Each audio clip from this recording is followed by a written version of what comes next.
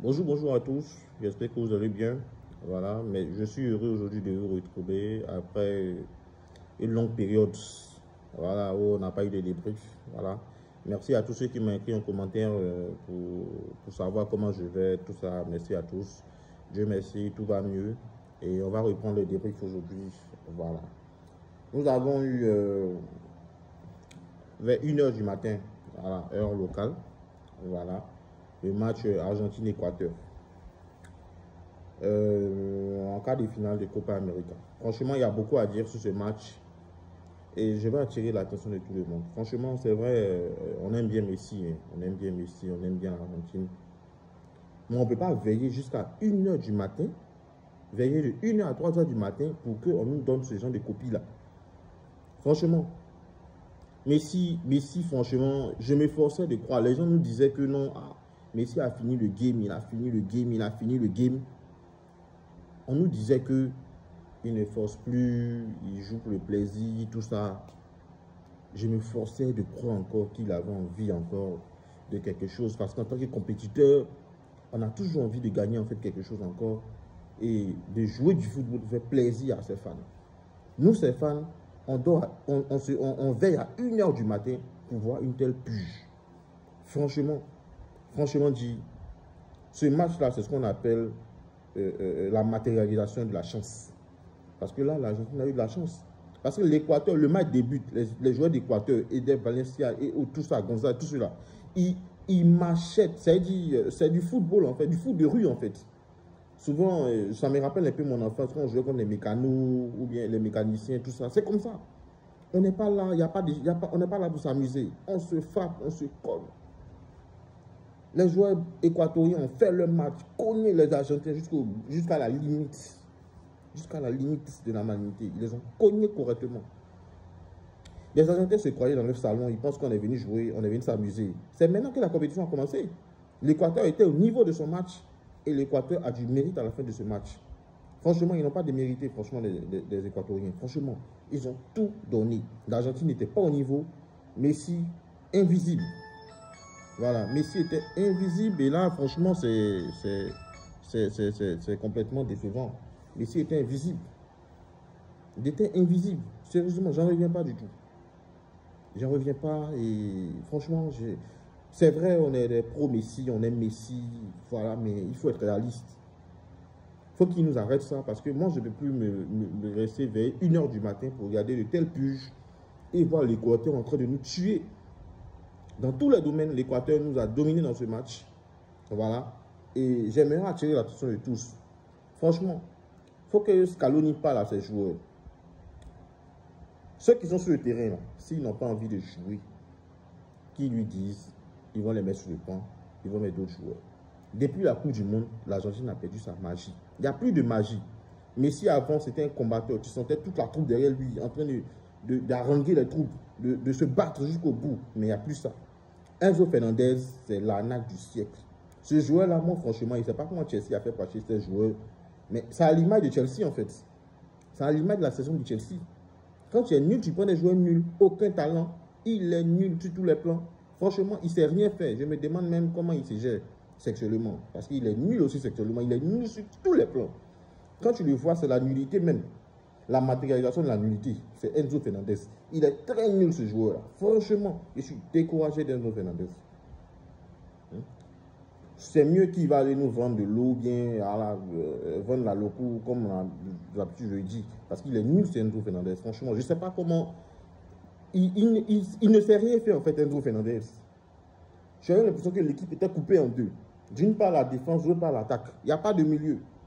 Quand c'est comme ça, c'est pas mieux. Je pense que Messi va redescendre, venir jouer devant la défense avec son garde-corps Rodrigo de Paul. Et il va commencer à distribuer les ballons. Je pense que c'est mieux. De la distribution du ballon, c'est mieux. Parce que c'est ce qui a tué en fait le match. Parce que Enzo a été mis pour faire ce lien-là, la transition entre la défense et l'attaque. Mais il n'arrivait pas à assumer ce rôle. Parce que tout simplement, il est nul. Il n'a pas de vision de jeu zéro. Conditions physiques zéro. Tout ça, c'est nul, franchement. Donc, l'équipe a perdu sa magie depuis la Copa América, Coupe du Monde passée qu'ils ont gagné. ils ont perdu leur magie. Parce que tu sens plus cette envie-là. Mac Allister, il nous a fait un match simple. C'est-à-dire qu'il nous a joué un match correct, quoi, c'est tout. Voilà, Nicolo Gonzalez aussi, lui, c'est pas la peine, franchement. Franchement, le match, le milieu a été inexistant. Messi n'a pas pu s'exprimer. Et lui aussi, il dormait. Voilà, c'est la réalité qu'elle a. Après le match, le dernier match de poule, ils étaient là, les matchs de poule, on parlait Lautaro. Vous avez vu Lautaro? Vous avez vu Lautaro? Je vous ai dit Lautaro, on ne compte pas sur Lautaro dans les grands matchs. Lautaro, c'est un joueur, oui, il est bon, il brille, mais dans les grands matchs, il disparaît en fait. Dans les grands matchs, il disparaît. C'est un peu notre Higuaín en fait. Voilà, donc vraiment, on est arrivé au tir au but, mais ce match, on ne mérite pas les tirs au but. Il va falloir faire une autocritique.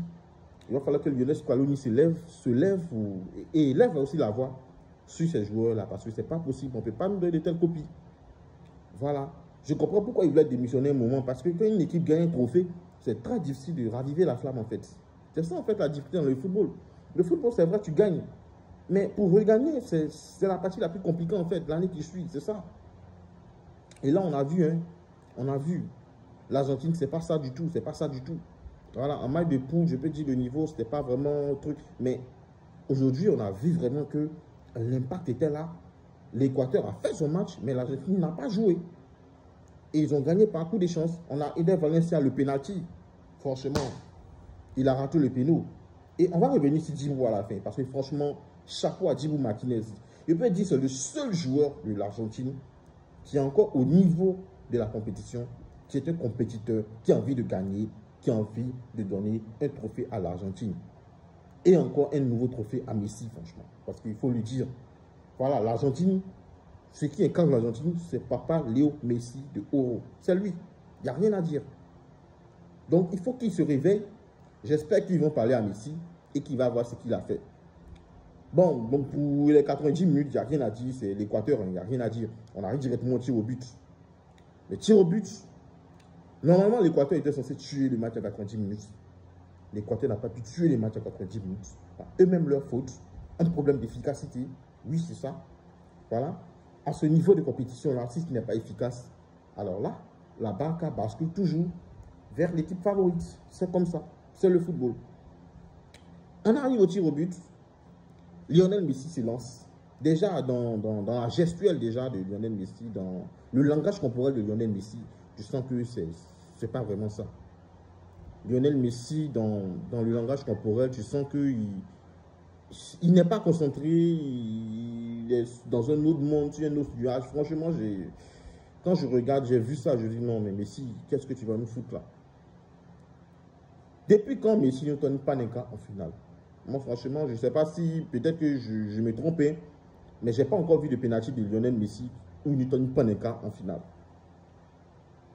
Messi qui a envie de gagner, normalement, quand il arrive dans une finale, il tire son pénalty. Même s'il rate, oui, il peut rater, il n'y a pas de souci. Mais il tire son pénalty correctement. Mais là, Messi, il nous a montré, en fait, c'est là que j'ai compris. Ça, c'est ce moment-là. C'est vrai que durant tout le match, il a trottiné. Je me suis dit non, vu qu'à cause de sa blessure, il y a une gêne à cause de sa blessure. Parce qu'il traîne une blessure depuis longtemps. Depuis l'Inter Miami, il y a une blessure qui traîne. Voilà, ça, il faut qu'on lui dise. Messi, voilà, c'est un gars qui aime sa sélection. Même blessé, il a toujours joué pour sa sélection. Même, on a vu les finales ici, il a joué étant blessé avec sa sélection. C'est pas facile quand tu es le leader d'une équipe et tu es obligé de toujours prouver comme ça. Et là, on arrive au penalty. Messi dans la finale, il nous tente la Panenka. Il me sort la Panenka. Je dis, oh mon Dieu, c'est quoi ça? Il nous montre effectivement, j'ai fini le game, je n'ai plus rien à forcer. Mais et nous, tes femmes? Tu penses à nous? Tu penses à nous, tes femmes? En fait, c'est ça, en fait. Il faut penser aux fans, en fait, quand on est en train de jouer au foot. Parce que oui, tu joues pour le plaisir, mais c'est nous, on te regarde. On paye pour te regarder. Et aussi, on sacrifie notre sommeil aussi pour te regarder. Donc, quand c'est comme ça, fais-nous plaisir au moins pour qu'on puisse parler. En plus, ça va bouger un peu. Mais non. Papa Léo Messi, ouais, il a tout gagné. Il ne force pas une tête la panne, il met la balle sur la barre. Franchement, je me disais que c'était fini parce que là, on ne peut que compter sur Djibou Martinez. Heureusement qu'on a Djibou Martinez, notre dernier rempart. Et Martinez, là, nous a sorti des parades. Merci à Montiel aussi qui a ajusté correctement son penalty. Il tue toujours très bien ses penalties, ce Montiel. Franchement, c'est un don. On gagne. Et là, Djibou nous sort la danse fétiche. Ah, franchement, on a aimé. C'est ce qu'on appelle le foot. Beaucoup de personnes n'aiment pas Djibou Martinez. Beaucoup le critiquent. On entend par-ci, par-là. Beaucoup de choses sur Djibou Martinez, mais en réalité. Vous voulez que le gardien célèbre comment? Ce sont les seules joies que le gardien il a pendant les séances de tir au but. Arrêter les tirs au but au cours du match et au tir au but. Ce sont les seules joies qu'il a. Mais laissez-le s'exprimer. Laissez-le s'amuser. C'est un grand Djibou Martinez. Franchement, il n'y a rien à dire chaque fois Djibou Martinez. Franchement, tu es une légende dans cette équipe d'Argentine. Tu es une légende, franchement. Djibou Martinez, franchement, il n'a plus rien à prouver. Arrêtez les tirs au but. Franchement, ça ne demande pas à tout le monde. On a des millions, des milliards de gardiens dans le monde, mais qui n'arrivent pas à faire ce genre de choses. Franchement, Djibou Martinez, surtout à un tel niveau dans une compétition comme ça. Déjà même, il effraie ses adversaires, déjà par sa mimique, son langage corporel, parce qu'il t'effraie, il parle avec toi, il te met la pression, en fait, Djibou Martinez. Et franchement, c'est incroyable. Vraiment, merci à Djibou Martinez qui nous a apporté ce sursis, je dis bien ce sursis-là, de demi-finale. Et si l'équipe ressort la même copie en demi-finale, je pense qu'ils n'iront pas loin. Peu importe le vainqueur entre le Venezuela et le Canada, si l'Argentine nous soit une même copie en demi-finale, on ne verra même pas l'ombre des finales. Ça, c'est clair. Voilà, je pense que voilà, ce match-là, il n'y a pas vraiment... On a dit beaucoup de choses, mais il n'y a pas vraiment trop d'enseignements en tirant, en fait. Il va falloir que l'Argentine nous montre une autre copie d'elle, un autre visage, pour qu'on comprenne que Messi veut encore gagner, pour qu'on comprenne que l'Argentine est encore au niveau. Parce qu'il faut nous rassurer, nous les fans. Il faut nous rassurer. Il faut rassurer tous ces fans dans le monde entier qui ont veillé. Voilà. Pour ceux chez qui il faisait jour, d'autres même ont dû inventer des excuses dans leur pays là-bas, tout ça. Pour te regarder Messi. Donc il faut le faire. Il faut se réveiller. En tant que compétiteur, il faut chercher à haranguer tes troupes et à remettre tout le monde en ordre de bataille pour aller en finale. On ne te demande pas de gagner cette compétition, mais sors-nous une meilleure copie possible de toi. C'est tout ce qu'on veut en fait. Voilà, tu as fini le game, c'est ça. Voilà. En tout cas, c'était le débrief du match Argentine-Équateur. Voilà, pour ceux qui ont raté le match, ils peuvent aller voir les résumés, tout ça. Nous, on a regardé, on a vu un peu ce qui s'est passé. Donc, on a relaté un peu ce qui s'est passé. Et aujourd'hui, on aura deux derbies, Allemagne-Espagne et le très attendu France-Portugal. Mbappé, l'histoire t'appelle. Mbappé va-t-il amener Ronaldo à la retraite? Question. Réponse dans l'intervalle de 19h à 21h. On verra. Ne ratez pas ce match. Surtout le match Allemagne-Espagne aussi, qui est un match de talent, de pépites. Je n'ai pas besoin de dire le nom, je n'en dirai pas plus. On verra le match, on fera les débriefs aussi, tout ça.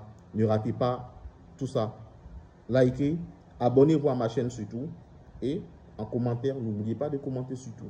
Ça aide la chaîne. Sur ce, je vous remercie. Je suis de retour. Bisous à tous. N'oubliez pas de partager aussi pour que les autres puissent voir aussi la vidéo. Pour qu'ils puissent donner leurs suggestions, si ce qu'ils ont apprécié, ce qu'ils n'ont pas apprécié, tout ça. Et voilà, c'est de bonnes guerres, c'est du football. Je vous remercie. Bisous. Au revoir. Bonne journée à vous.